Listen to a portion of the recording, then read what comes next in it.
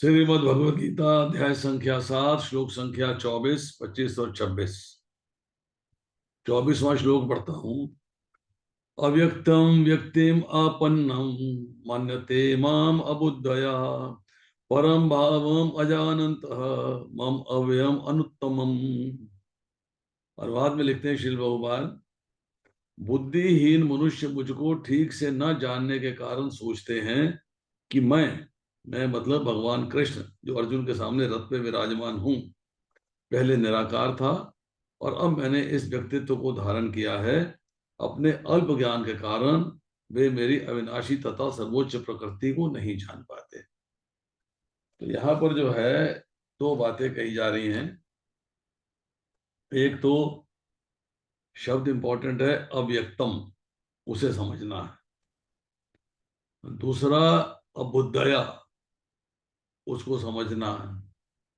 तीसरा अव्ययम, इसको समझना है। तीन शब्दों को समझना है। तो जब परपट पढ़ते हैं, परपट में आस्ता आस्ता क्लियर होता जाएगा। देवताओं के उपासकों को अल्पज्ञ कहा गया है। अल्पज्ञ मतलब जिनका ज्ञान कम है। और इस श्लोक में निर्विशेषवादियों को भी अल्पज्ञ कहा गया है। जो लोग भगवान को निराकार मानते हैं, सगुण और साकार नहीं मानते हैं, उनका भी ज्ञान अधूरा है, उनको भी अल्पज्ञ के नाम से पुकारा गया। भगवान कृष्ण अपने सगुण रूप में यहाँ पर अर्जुन से बातें कर रहे हैं। मतलब भगवान कृष्ण सगुण और साकार। साकार मीन्स स्वयं उपस्थित है, सगुण मीन्स सारे गुणों से परिपूर्ण। किंतु तब भी निर्विशेषवादी अपने अज्ञान के कारण तर्क करते रहते हैं कि परमेश्वर का अंततः कोई स्वरूप नहीं होता। जो भगवान को निराकार मानते हैं वो कहते हैं भगवान सब जगह उपस्थित है, भगवान का स्वरूप कैसे हो सकता है, भगवान का कोई स्वरूप नहीं है। श्री रामानुजाचार्य की परंपरा के महान भगवत भक्त यमुनाचार्य ने इस संबंध में दो अत्यंत उपयुक्त श्लोक कहे हैं। स्तोत्र रतन पारा। इसमें कहा जा रहा है, हे प्रभु, व्यासदेव तथा नारद जैसे भक्त आपको भगवान के रूप में जानते हैं। वैदिक विभिन्न ग्रंथों को पढ़कर मनुष्य आपके गुण रूप तथा कार्यों को जान सकता है और इस तरह आपको भगवान के रूप में समझ सकता है। किंतु जो लोग रजो तथा तमोगुण के वश में हैं, ऐसे असुर तथा अभक्त गण आपको नहीं समझ पाते। ऐसे अभक्त वेदांत, उपनिषद तथा वैदिक ग्रंथों की व्याख्या करने में कितने भी निपुण क्यों ना हो, वो भगवान को समझ नहीं पाते हैं। तो यहाँ जो है चर्चा आ रही है व्यासदेव जी की और नारद जी की। तो इसको थोड़ा सा हम समझ लेते हैं कि नारद जी ने क्या कहा है। नारद जी क्या कहते हैं। नारद जी जो है उन्होंने भगवान के बारे में पूरी डिटेल्ड चर्चा करी है, कंप्लीट चर्चा करी है। नारद जी ने कहा है भगवान श्री कृष्ण संपूर्ण लोकों को उत्पन्न करने वाले और संपूर्ण भावों को जानने वाले हैं। वे साध्यों तथा देवताओं के ईश्वर के भी ईश्वर है। ईश्वर परमा कृष्ण सच्चिदानंद विग्रह, ईश्वरों के भी ईश्वर। ये चर्चा मिलती है महाभारत के भीष्म पर्व के 68 68वें अध्याय के दूसरे श्लोक में। तो यहाँ पे जो है नारद जी की बात कर रहे हैं। अब बात कर रहे हैं व्यास देव जी की। व्यास देव जी क्या कहते हैं। व्यास जी ने कहा है, आप वसुओं के वासुदेव, इंद्र को इंद्रत्व देने वाले और देवताओं के भी परम देवता हैं। ये भी उसी महाभारत के भीष्म पर्व के 68वें अध्याय का 5वां श्लोक है। अब आगे पढ़ते हैं। जो अभक्त हैं, जो निराकारवादी हैं, वो भगवान को नहीं समझ पाते। ब्रह्म संहिता में बताया गया है कि केवल वेदांत साहित्य के अध्ययन से भगवान को नहीं समझा जा सकता। केवल स्वाध्याय, केवल पढ़ना, केवल ज्ञान प्राप्त करना, उससे भगवान को नहीं समझा जा सकता है। भगवान कहते हैं भक्त्या माम अभिजानाति, भक्त ही मेरे को जान सकता है। तो ज्ञान प्राप्त करके आपको भक्ति योग में आना है। जब आप भक्ति योग में आ जाते हो तब आप भगवान को जान सकते हो। परम पुरुष को केवल भगवत कृपा से जाना जा सकता है। अतः इस श्लोक में स्पष्ट रूप से कहा गया है कि न केवल देवताओं के उपासक अल्पज्ञ होते हैं, अपितु वे अभक्त भी, जो कृष्ण भावना मार्ग से रहित हैं और वेदांत तथा वैदिक साहित्य के अध्ययन में लगे रहते हैं, वो अब सबको अल्पज्ञ माना गया है, अर्थात उनकी ज्ञान कम है और उनके लिए ईश्वर के साकार रूप को समझ पाना संभव नहीं है, क्योंकि वो ये सोच नहीं पाते हैं कि भगवान कृष्ण जो सगुण है, साकार है, वो छोटी से छोटी वस्तु में कैसे प्रेजेंट हो सकते हैं, एटम में भी कैसे जा सकते हैं। They can't understand. जो लोग परम सत्य को निर्विशेष करके मानते हैं वे अबुद्धया बताए गए। जो भगवान को निर्विशेष मानते हैं उनको अबुद्धया के नाम से पुकारा गया है। अब ये लोग जो है भगवान को देवता जैसा भी नहीं मानते, साधारण मनुष्य जैसा मानते हैं और अपने को सर्वोपरि सबसे बड़ा मानते हैं। ये 16वें अध्याय के 14वें और 15वें श्लोक में भगवत गीता में आया। फिर अबुद्धया की दूसरी क्वालिटी क्या है कि मेरे को साधारण मनुष्य की तरह अव्यक्त से व्याप्त व्यक्त होने वाला, अर्थात जन्मने मरने वाला मानते हैं। मैं भी जन्म लेता हूं, मैं भी मर जाता हूं।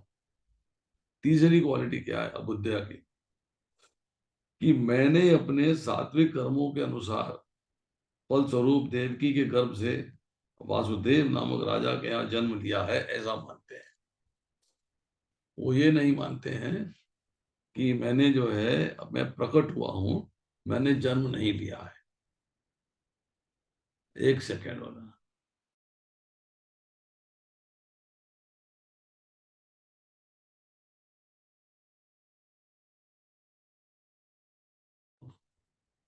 काम करने दो। पिछली बार कह दिया था रिपेयर मत करवाना।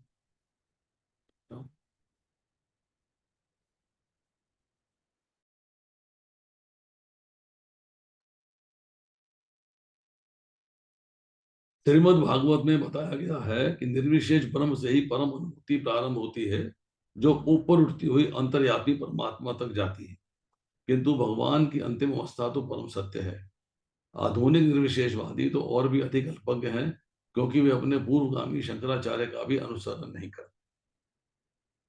मतलब यहाँ कहा जा रहा है कि आपकी जो अंडरस्टैंडिंग है वो भगवान को निर्गुण निराकार रूप से स्टार्ट होती है, और जैसे जैसे अंडरस्टैंडिंग बढ़ती जाती है वैसे वैसे आप उनको सगुण और साकार रूप में स्वीकार करते हो, और फिर अंतर्यामी परमात्मा आपके हृदय में विराजमान है उस स्वरूप में स्वीकार करते हो। अतः निर्विशेषवादी परम सत्य को न जानने के कारण सोचते हैं कि कृष्ण देवकी तथा वसुदेव के पुत्र हैं, या कि राजकुमार हैं, या कि शक्तिशाली शक्तिमान जीवात्मा है। भगवत गीता 9.11 में इसकी प्रदर्शना की गई है। अब जानती मां मूढ़ा मानुषिम तनु आश्रितम, केवल मूर्ख ही मुझे सामान्य पुरुष मानते हैं। केवल मूर्ख, मतलब यहां बात उन्होंने कह दी कि सामान्य पुरुष मतलब मैं भी नराकार रूप धारण किए हुए हूं, मैं भी मनुष्य की तरह ही साधारण व्यक्ति हूं, ऐसा जो सोचता है वो मूर्ख है। इसके बाद तथ्य तो यह है कि बिना भक्ति के तथा बिना कृष्ण भावनामृत विकसित किए कोई कृष्ण को नहीं समझ सकता। इसकी पुष्टि भागवत के 10वें स्कंद के 14वें अध्याय के 29वें श्लोक में हुई है। हे प्रभु, यदि कोई आपके चरण कमल की रंच बात भी कृपा प्राप्त कर लेता है तो वह आपकी महानता को समझ सकता है। किंतु जो लोग भगवान को समझने के लिए मानसिक कल्पना करते हैं वे नहीं समझ पाते, भले ही वे वेदों के वर्षों तक अध्ययन क्यों ना करें। कोई ना तो मनोधर्म द्वारा, ना ही वैदिक साहित्य की व्याख्या द्वारा भगवान कृष्ण को या उनके रूप को समझ सकता है। समझने का तरीका एक ही है, भक्ति मार्ग। भक्ति करेंगे, ज्ञान प्राप्त करेंगे, भक्ति में आएंगे तो भगवान को समझ पाएंगे। जब मनुष्य हरे कृष्ण कृष्ण कृष्ण हरे हरे, हरे राम राम राम हरे हरे, इस महानतम जाप से प्रारंभ करके कृष्ण भावनामृत में पूर्णतः तन्मय हो जाता है, तभी वह भगवान को समझ सकता है। अभक्त निर्विशेषवादी मानते हैं कि भगवान कृष्ण का शरीर इसी भौतिक प्रकृति का बना है और उनके कार्य, उनका रूप इत्यादि सभी माया है। ये निर्विशेषवादी मायावादी कहलाते हैं। वे परम सत्य को नहीं जानते। वो सोचते हैं कि जिस माया पृथ्वी जल अग्नि वायु आकाश से हमारा शरीर बना है, उसी से भगवान का भी शरीर बना। 20वें श्लोक में स्पष्ट है, कामे हेत हित ज्ञाना प्रपदन्ते अन्य देवता। जो लोग काम इच्छाओं से बदांत हैं, वे अन्य देवताओं की शरण में जाते हैं। यह स्वीकार किया गया है कि भगवान के अतिरिक्त अन्य देवता भी हैं, जिनके अपने अपने लोक हैं और भगवान का भी अपना लोक है। जैसा कि 23वें श्लोक में कहा गया है, देवान देवयजो यान्ति मद्भक्ता यान्ति मापी। देवताओं के उपासक उनके लोगों को जाते हैं और जो कृष्ण के भक्त हैं वे कृष्ण लोक को जाते हैं। यद्यपि यह स्पष्ट कहा गया है, किंतु तो भी मूर्ख मायावादी ये मानते हैं कि भगवान निर्विशेष है। भगवान की स्टेटमेंट है, भगवान ने कहा है, शास्त्रों ने बताया है, ऋषि मुनियों ने कहा है, उस सब के बावजूद जो है वो भगवान को निर्विशेष मानते हैं। क्या गीता के अध्ययन से ऐसा प्रतीत होता है कि देवता तथा उनके धाम निर्विशेष है? स्पष्ट है, ना तो देवतागण ना ही कृष्ण निर्विशेष है। वे सभी व्यक्ति हैं। भगवान कृष्ण परमेश्वर हैं, उनका अपना लोक है और देवताओं के भी अपने अपने लोक है। Simple to understand. अतः ये अद्वैतवादी तर्क की परम सत्य निर्विशेष है, रूप ऊपर से थोपा आरोपित हुआ है, सत्य नहीं उतरता। यह स्पष्ट बताया गया है, यह ऊपर से थोपा हुआ नहीं है। भगवत गीता से हम स्पष्टता समझ सकते हैं कि देवताओं के रूप तथा परमेश्वर का स्वरूप साथ साथ विद्यमान है और भगवान कृष्ण सच्चिदानंद रूप है। वेद भी पुष्टि करते हैं, परम सत्य आनंदमयो अभ्यासात, अर्थात स्वभाव से ही वे आनंदमय हैं और वे अनंत शुभ गुणों के आगार। भगवान आनंदमय है, शुभ गुणों के आगार है। गीता में भगवान कहते हैं, यद्यपि वे अजय अजन्मा हैं तो भी वे प्रकट होते हैं। भगवत गीता से हम इन सारे तथ्यों को जान सकते हैं। हम ये नहीं समझ पाते कि भगवान किस तरह निर्विशेष है। ये बात समझ में नहीं आती। जहां तक गीता के कथन है, उनके अनुसार निर्विशेषवादी अद्वैतवादियों का यह थोपने वाला सिद्धांत मिथ्या है। यहाँ यह स्पष्ट है कि परम सत्य भगवान कृष्ण के रूप में और व्यक्तित्व में दोनों में है। बड़ा लंबा पर्पट है और बहुत इंपॉर्टेंट पर्पट है समझने के लिए। भगवान कहते हैं, मेरा भाव कैसा है? अव्यय, मतलब जो विनाश नहीं होता, खत्म नहीं होता, नित्य, इटर्नल, अनुत्तम, मुझसे उत्तम कोई नहीं। मेदिनी एक शब्दकोश है, उसमें लिखा है भाव का अर्थ अर्थात स्वभाव, सत्ता, अभिप्राय, चेष्टा, जन्म, क्रिया, लीला एवं पदार्थ। ये सब भगवान की मायातीत, ये सब माया से परे। बुद्धिमान व्यक्ति कौन है? बुद्धिमान है जो भगवान को सर्वोपरि मानते हैं और भगवान के शरणागत होते हैं। अल्प मेधा, अल्प मेधा कौन है? जो देवताओं की शरण जाते हैं और देवताओं को अपने से बड़ा मानते हैं। अब देखिए, अव्यक्तम शब्द हमने बोला था, उसके बारे में चर्चा करते हैं। जो मनुष्य निर्बुद्धि है, अर्थात में बुद्धि कम है, बुद्धि नहीं है, और जिनकी भगवान में श्रद्धा भक्ति नहीं है, वे अपनी अल्प बुद्धि के कारण, अल्प ज्ञान के कारण, अर्थात समझ की कमी के कारण मेरे को साधारण मनुष्य की तरह मानते हैं कि पहले अव्यक्त था, अब मैं व्यक्त हो गया हूं। मतलब अव्यक्त काली में, व्यक्त मतलब जन्मने मरने वाला हो गया हूं। मेरा जो अविनाशी अव्यय भाव है, नाशील नहीं हूं, समाप्त नहीं होता है, अर्थात जिससे बढ़कर दूसरा कोई हो नहीं सकता, जो सदा एक रूप, निर्मल और सबसे अतीत रहता है, वो मेरे अविनाशी भाव को नहीं जानते, मेरे अवतार लेने के तत्व को भी नहीं जानते। वे मेरे को साधारण मनुष्य मानकर भी मेरी उपासना नहीं करते, देवताओं की उपासना करते हैं। बुद्धि का अभाव, इसका अर्थ क्या होता है कि बुद्धि तो है पर विवेक नहीं है। विवेक का अर्थ है आर्ट ऑफ डिस्क्रिमिनेशन। उनमें फैसला करने की शक्ति नहीं है कि क्या ठीक है और क्या गलत है। अब तीसरी बात कि परम भावम जानन्तः, इसका अर्थ क्या है? मैं अजन्मा होते हुए भी, अविनाशी होते हुए भी, लोगों का ईश्वर होते हुए भी अपनी प्रकृति को वश में करके योग माया से प्रकट होता हूं। मेरे इस परम भाव को बुद्धिहीन व्यक्ति नहीं जानते। अब आती है इसके बाद श्लोक संख्या 25। ना अहम प्रकाश सर्वस्य योग माया समावृता मूढ़ अयम न अभिजानाति लोकै माम अजम अव्ययम। मैं मूर्खों तथा अल्पज्ञों के लिए कभी भी प्रकट नहीं हूं। उनके लिए तो मैं अपनी अंतरंगा शक्ति द्वारा आच्छादित रहता हूं। अतः वे ये नहीं जान पाते कि मैं जन्मा तथा अविनाशी हूं। वो ये नहीं जान पाते कि मैं अजन्मा तथा अविनाशी हूं। यह तर्क दिया जा सकता है कि जब कृष्ण इस पृथ्वी पर विराजमान थे और सबों के लिए अदृश्य थे, सबों के लिए अदृश्य थे या सबों के लिए दृश्य थे, मतलब कुछ लोग उनको देख के भी भगवान नहीं मानते, साधारण पुरुष मानते हैं। उनके लिए वो अदृश्य के समान है, कि भगवान के तत्व को नहीं जानते। और पृथ्वी पर विराजमान है, सबों के लिए दृश्य हैं, तो अब वे सबों के लिए प्रकट क्यों नहीं होते? तो यहाँ कहा जा रहा है, प्रभुपाद कहते हैं कि वास्तव में हर एक के समझ प्रकट नहीं थे।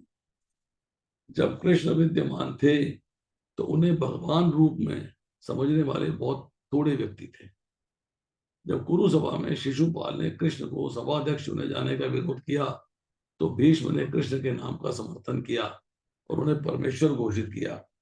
इसी प्रकार पांडव तथा कुछ अन्य लोग उन्हें परमेश्वर के रूप में जानते थे, किंतु सभी ऐसे नहीं थे। अभक्तों तथा सामान्य व्यक्तियों के प्रति वे प्रकट नहीं थे। सामने हैं पर उनको भगवान नहीं मानते, इसका मतलब है प्रकट नहीं है। इसलिए भगवत गीता में कृष्ण कहते हैं कि उनके विशुद्ध भक्तों के अतिरिक्त अन्य सारे लोग उन्हें अच्छे तरीके से समझते हैं।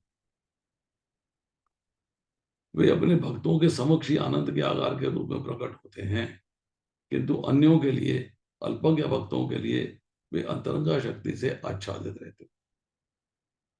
भगवान ने एक माया का, एक अंतरंगा शक्ति का पर्दा डाला हुआ है, योग माया का पर्दा डाला हुआ है, उसके पार नहीं देख पाते। श्रीमद् भागवत में 1.8.19 में कुंती ने अपनी प्रार्थना में कहा है, भगवान योग माया के आवरण से आवृत है, अतः सामान्य लोग उन्हें समझ नहीं पाते। ईशोपनिषद मंत्र 15 में कहा गया है, योग माया ने जो कहा है उसके आवरण की पुष्टि हुई। जिसमें भक्त प्रार्थना करता है, हे भगवान, आप समग्र ब्रह्मांड के पालक हैं, आपकी भक्ति सर्वोच्च धर्म है, अतः मेरी प्रार्थना है कि आप मेरा भी पालन करें। आपका दिव्य स्वरूप योग माया से आवृत है, योग माया से ढका हुआ है, मैं देख नहीं सकता।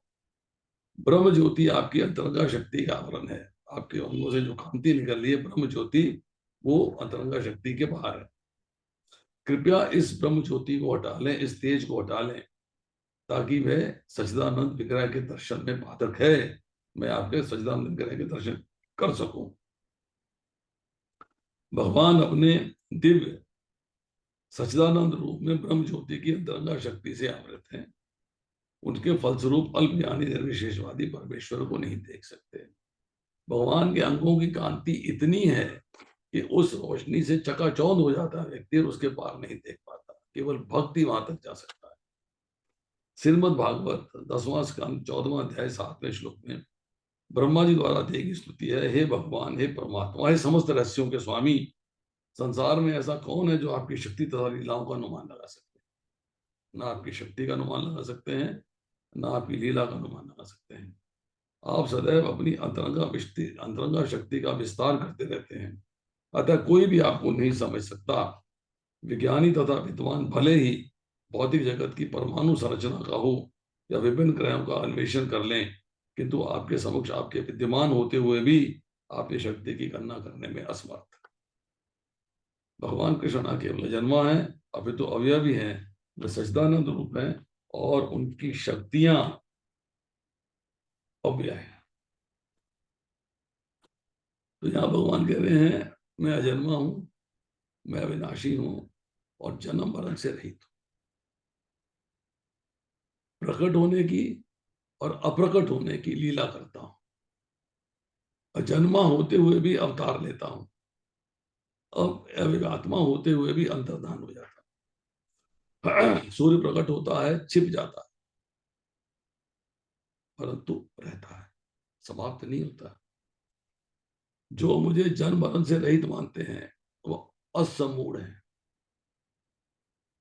10वें अध्याय के 3रे श्लोक में और 15वें अध्याय के 19वें श्लोक में इसकी चर्चा आती है। जो उनको साधारण प्राणियों की तरह जन्मने मरने वाला मानते हैं वह मूढ़ है। एक है जन्म मरण से रहित मानते हैं, एक है जन्म मरण वाला मानते हैं। तो जन्म मरण वाला है वो मूढ़ है, मूर्ख है, और जो मानते हैं कि जन्म मरण से रहित है वो असमूढ़ है, मतलब मूर्ख नहीं।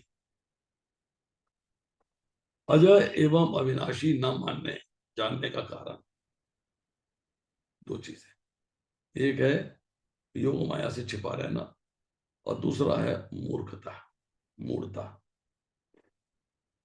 भगवान की योग माया विचित्र है, विलक्षण है, अलौकिक है। मनुष्यों का भगवान के प्रति जैसा भाव होता है उसी के अनुसार वह योग माया समावृत अर्थात भगवान को ढक देती है और फिर भगवान को उसी रूप में देखते हैं। देवता महर्षि भी नहीं जानते, वो मूर्ख नहीं है।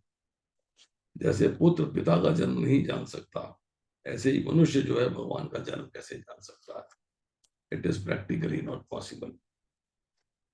अब देखिए,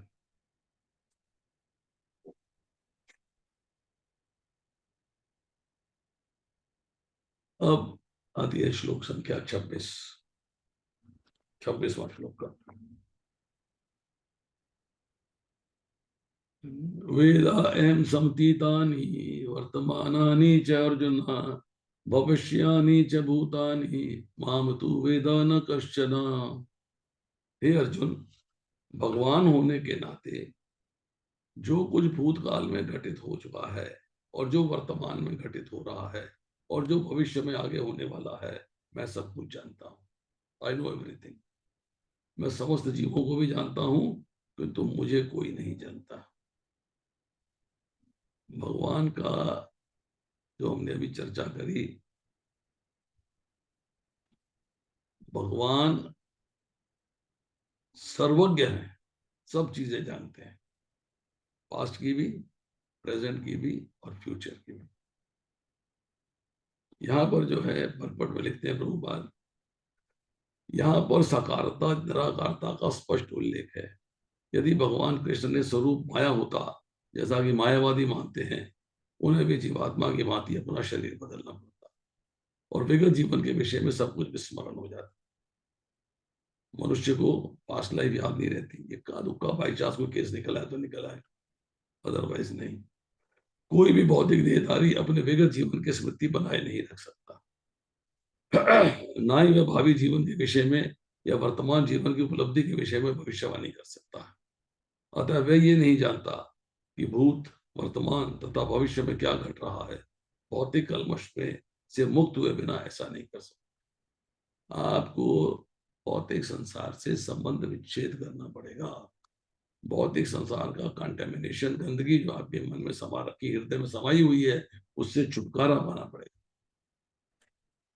भगवान कृष्ण ये स्पष्ट कहते हैं और ये भली बात ही जानते हैं कि भूतकाल में क्या घटा, वर्तमान में क्या हो रहा है, भविष्य में क्या होने वाला है।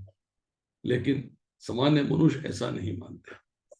चतुर्थ अध्याय में हम देख चुके हैं कि लाखों वर्ष पूर्व उन्होंने सूर्यदेव वसवान को जो उपदेश दिया था वह उन्हें स्मरण है।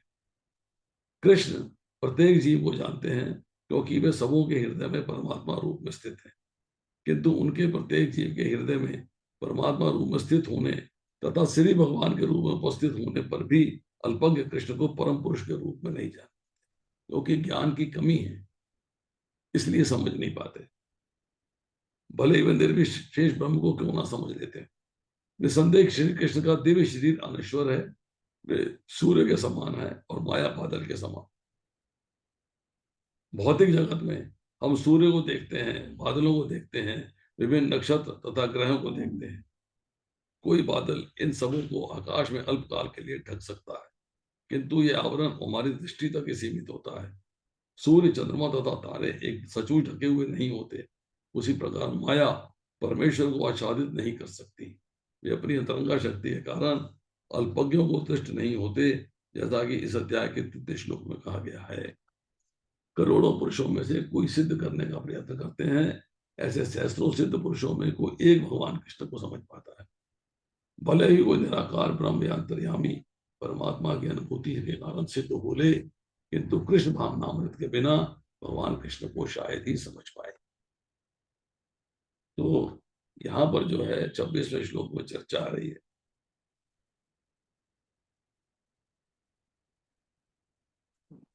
हम ये समझें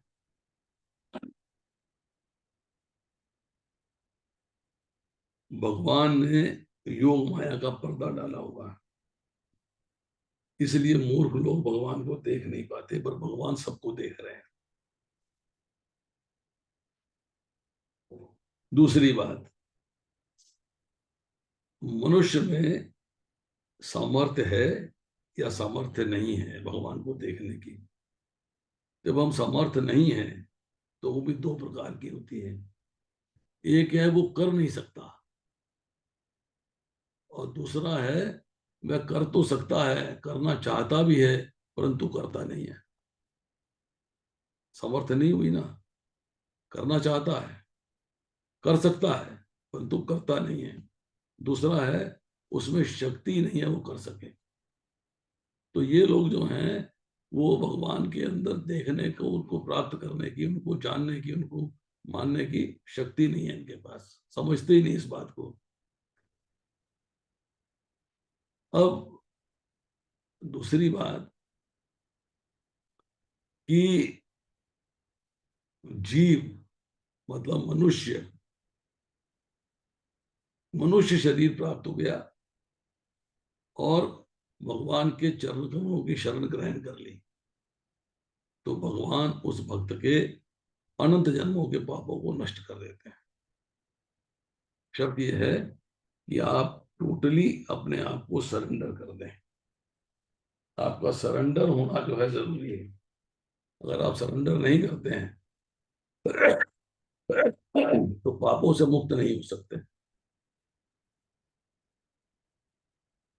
मनुष्य को एक कमिटमेंट करनी चाहिए भगवान से कि उसने जन्म दिया, उन्होंने सामर्थ्य दी है, समझ दी है, सामग्री दी है, तो उसका हमें दुरुपयोग नहीं करना चाहिए भौतिक संसार का आनंद लेने। हमको उसका इस्तेमाल करना चाहिए भगवान की सेवा करने में, क्योंकि भगवान ने दी है तो भगवान के लिए प्रयोग करनी चाहिए। हम ये करते नहीं। हम जो है अपने आनंद के लिए, अपने मजे के लिए, अपनी प्रसन्नता के लिए कार्य करते हैं। तो भगवान को समझना, भगवान को जानना और सगुण साकार जानना आवश्यक है। भगवान को निर्गुण निराकार नहीं, भगवान को निर्विशेषवादी नहीं, कुछ नहीं, ऐसा कुछ नहीं स्वीकार करना। स्वीकार करना है कि भगवान सगुण है और भगवान साकार है। भगवान ने अपनी तरफ से मनुष्य को अंतिम जन्म दिया है। अब इस जन्म में मनुष्य अपना उद्धार कर ले या अपना पतन कर ले, चॉइस उसकी है, उस पर डिपेंड करता है। आपने उद्धार करना है या आपने पतन करना है, ये फैसला आपका है, भगवान का फैसला नहीं है। Because independence of free will आपको दी हुई है, you have been granted that will.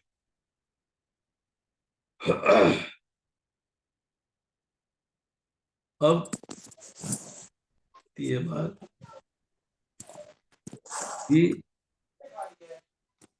योगी, जो चर्चा हम कर रहे थे, योगी एक होता है स्वाभाविक, जो कि पिछले जन्म के कर्म फलों के अनुसार योगी बन गया, प्रैक्टिस में आ गया, कृष्ण भावनामृत में आ गया। दूसरा है युंजान योगी, जिसने प्रैक्टिस करी है, योग का अभ्यास किया है, ज्ञान को प्राप्त किया है, उसके प्राप्त करने के बाद जो है वो योगी बना है। अगर आप उसको प्राप्त करके भी योगी बन जाते हो, तब भी भगवान के बताए मार्ग पर चलना चाहिए। जो मार्ग भगवान ने बताया है उसी के ऊपर चलना चाहिए, अपनी मर्जी से। अपनी मर्जी से कोई फैसला नहीं करना, नहीं तो कर्म के फलों का लाइन लगी हुई है, एक के बाद एक कर्म फल भोगना पड़ेगा, उससे आप बच नहीं सकते। हमने श्लोक संख्या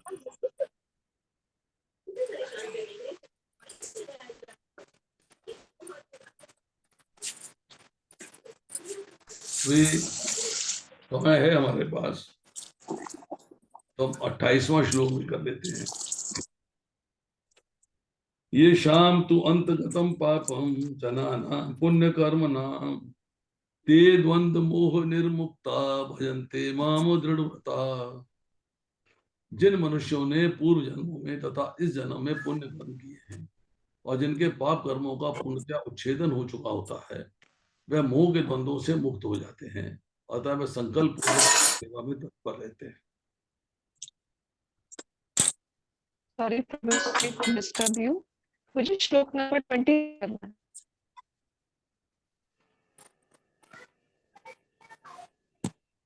कौन बोल रहा?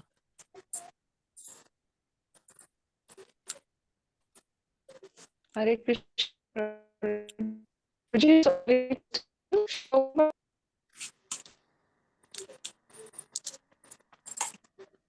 आपकी आवाज नहीं आ रही। हरे कृष्णा प्रभु जी। माता जी कह रही हैं श्लोक नंबर 27 बीच में रह गया है। हमने श्लोक नंबर 26 तक करे थे ना, तो अभी 27 कर सकते हैं, सॉरी। हाँ जी हाँ जी हाँ जी। इच्छा देश समुत्थेन द्वंद्व मोहेन भारत सर्वभूतानि सम्मोहम सर्गे यान्ति परंतप। हे भरत, हे शत्रु विजेता, समस्त जीव जन्म तथा इच्छा तथा घृणा से उत्पन्न द्वंद्वों से मोह कर आसक्ति तथा मोह को माता जी अपने आप को प्लीज म्यूट कर लीजिए प्लीज। सुषमा माता जी का ऑन है माता जी। हाँ सुषमा माता जी कोई बोल रही हूँ प्लीज। ठीक है माता जी।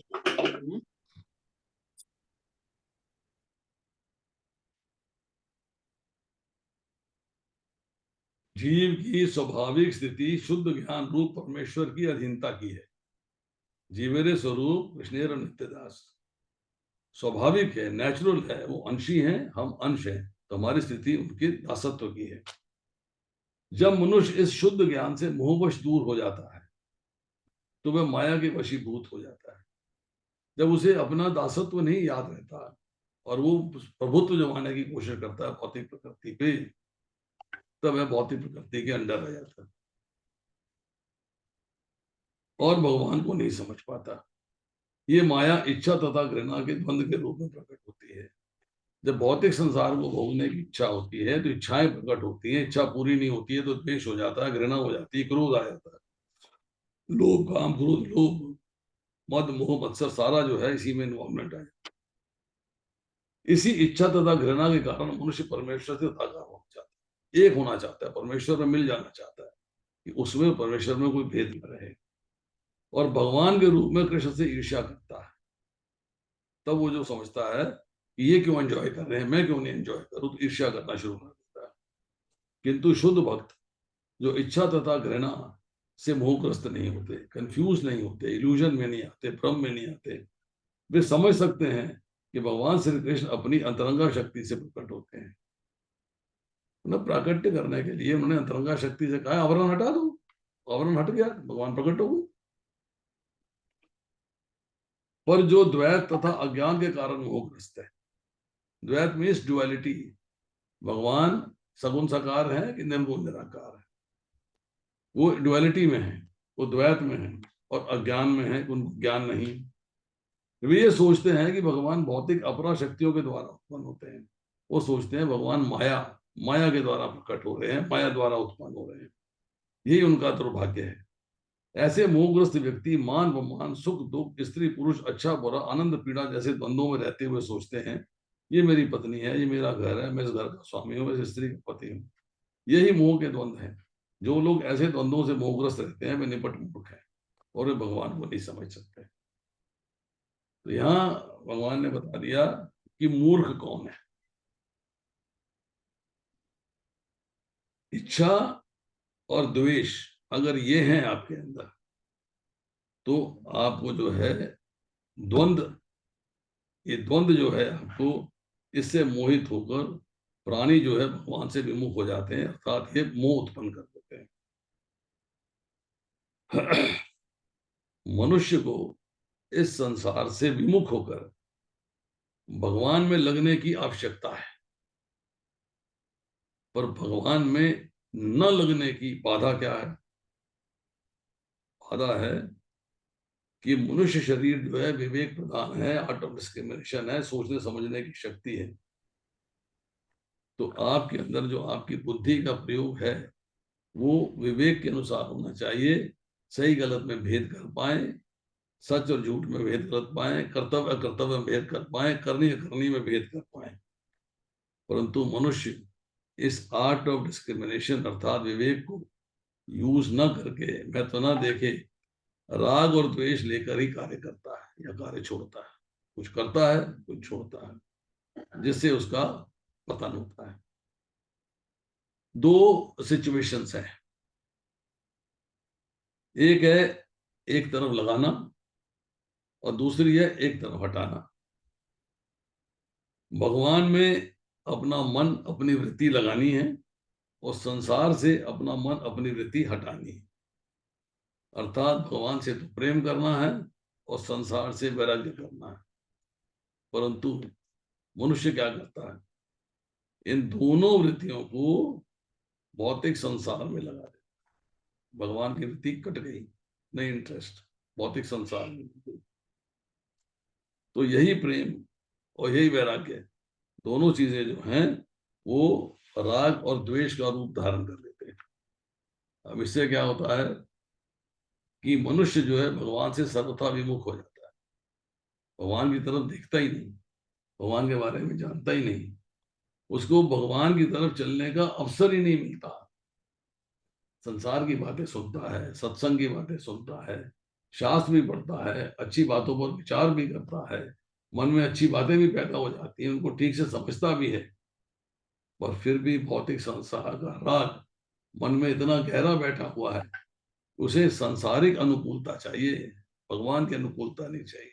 सब कुछ जानने के बावजूद, पढ़ने के बावजूद, समझने के बावजूद वो संसार से ही अट्रैक्ट रहता है। और है क्या कि संसार से अट्रैक्शन को समाप्त करना है।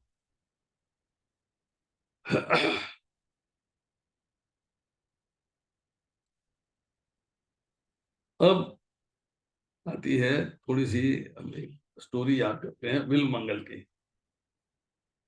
विल मंगल के बारे में कितने लोग जानते हैं?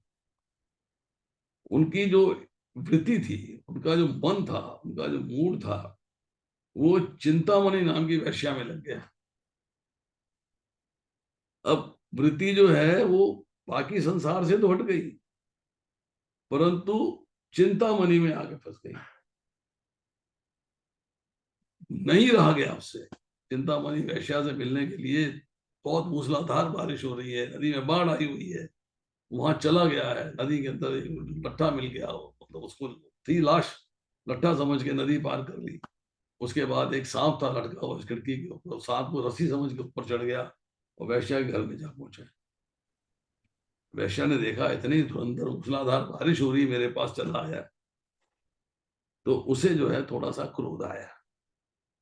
उसने उसको ताना दिया, कहती है ऐसे हाड़ मांस के शरीर से तू आकृष्ट हो गया है, अगर भगवान में इतना आकृष्ट हो जाता तो आनंद ही आ जाता, निहाल हो जाता।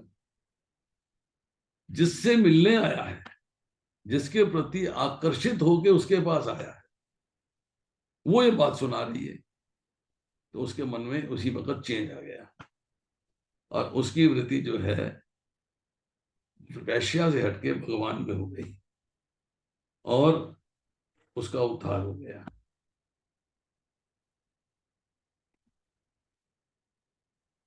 अब शिशुपाल की बात करते हैं। शिशुपाल की जो वृत्ति थी भगवान से दुश्मनी की थी, भगवान को अपशब्द कहने, भगवान का बुरा सोचना, मतलब भगवान का वैरी था वो। परंतु वैर अर्थात द्वेष तो रहा, परंतु वैर पूर्वक भगवान का चिंतन किया तो भगवान के हाथों मृत्यु प्राप्त करी। कंस को भगवान से भय हुआ, भय वृत्ति से उसके मन में हर समय भगवान का स्मरण रहता था, तो भगवान का चिंतन किया, उसका भी कल्याण हो गया। परंतु एक बात याद रखने की है, चाहे कंस था या शिशुपाल था, उन्होंने भगवान का चिंतन तो किया है परंतु भक्ति का आनंद नहीं लिया। मतलब ये है कि आप किसी भी तरह भगवान की तरफ आकर्षण हो जाए तो उद्धार तो हो ही जाता, चाहे वो ब्रह्म ज्योति तक गए और गए, ब्रजा नदी पार कर गए। तो संसार में राग द्वेष काम क्रोध ठीक है गलत है, अनुकूल है प्रतिकूल है, ये सारे द्वंद है, इनसे छुटकारा पाना। जब ये द्वंद होते हैं तो संसार से संबंध पक्का हो जाता है। जब ये द्वंद छोड़ देंगे तो संसार से संबंध कटेगा और भगवान के साथ संबंध। जन्म और मरण दोनों में ट्रेवल करने का, घूमने का कारण क्या है? शास्त्र की दृष्टि से देखा जाए तो कारण है अज्ञान, कारण है इस जो शरीर प्राप्त हुआ है इसका दुरुपयोग। हमने भगवान के धाम जाने के लिए प्रयोग नहीं किया, हमने उसको एंजॉय करने के लिए जो कर्म किए हैं शास्त्र विहित, मतलब शास्त्र के अनुसार भगवान की प्राप्ति के लिए नहीं किए, हमने कर्म किए हैं अपने आनंद के लिए, शास्त्र के अनुसार भी किए हैं और शास्त्र के विरुद्ध भी किए हैं। तो ये बात समझनी है कि आप जो है भगवान के धाम कैसे जा सकते हो, ये बात क्लियर होनी चाहिए कि परमेश्वर को समझ पाना या संकल्प के साथ उनकी दिव्य प्रेम भक्ति में पूर्णता प्रवृत्त हो जाना कठिन है। ये अगले श्लोक में आएगा, ये बात इंपॉर्टेंट है, इसको समझना चाहिए। हरे कृष्णा।